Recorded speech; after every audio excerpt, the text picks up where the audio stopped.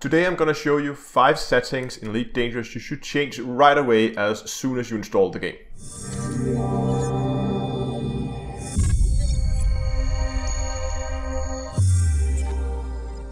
Hello ladies and gentlemen, and welcome back to Elite Dangerous with Down to Earth Astronomy.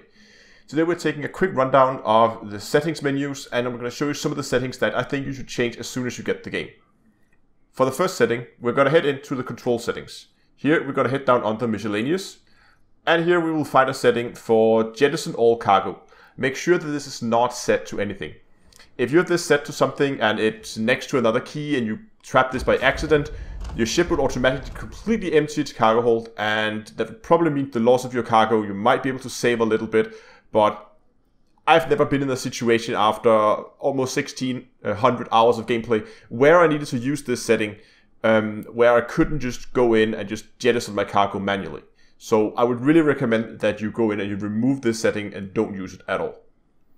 The next one is a setting that you definitely should use, but that's not bound by default, and this is under targeting. Here we'll find a setting for target next system in route.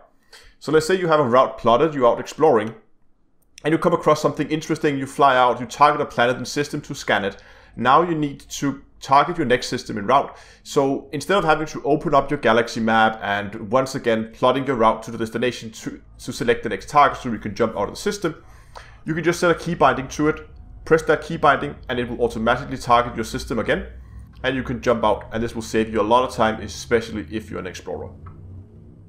The next one should be pretty obvious. We have to head into graphics here. On the display, make sure you've set your resolution to whatever resolution you want.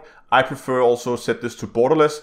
For some reason, every time I reset my settings, it always sets the resolution back to 720p, which is not really looking that well. So go in, check your resolution, make sure it's set where you want it to be, and that you have the correct window mode, full screen or borderless, depending on your preference.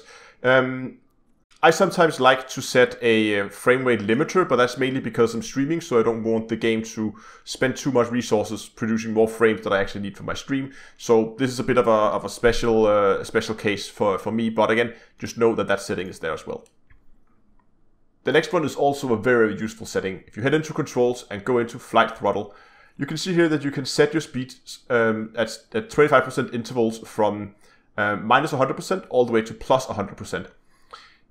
There is one to kill your speed completely, very useful, but I would also recommend that you bind the plus 75% speed, because when you're super cruising towards a planet, you will always try to keep the throttle in the blue, but if you have a key binding to 75%, you just tap that, it will automatically set the speed to a decent approach speed so you don't accidentally overshoot. It's something I try to remember to use during live streams so I can look away, but it's also very useful if you have a tendency to do a lot of loop of shames and overshoot your targets. So set that, and it will automatically fly you at approximately the right speed towards your destination. In the final setting here, you once again have to head back into the controls, and this is under Flight Miscellaneous. Notice that this is different from the normal Miscellaneous mode. This is Flight Miscellaneous. In here, you can set a key binding for going directly into Super Cruise. This can be extremely useful. I use this often if I am stuck on the wrong side of the planet and I want to jump to a system that's below the horizon. That means that the planet is obscuring my target and I cannot jump out of the system. Therefore, I need to head into Super Cruise in order to Super Cruise around the planet, go to the other side, and then jump out of the system. But if I just use my normal toggle frameshift drive, because I have the system targeted, it tries to put me into hyperspace jump, which it can't because the planet is in the way. So therefore, having this toggled or having this bind means that you can then go directly into Super Cruise and jump around the planet, so you don't have to untarget your system, then go to Super Cruise, and then retarget your system when you're around the planet again. So again, this is also a setting that can save you a lot of time, especially if you're spending a lot of time landing on planets. So that's my list of the 5 settings that I think you should change right away as soon as you install Elite Dangerous. Let me know in the comment section if there's any other settings that you will always change when you install the game. And yeah, if you like this video, remember to give it a like, subscribe to the channel, and until next time, I will see you guys in space.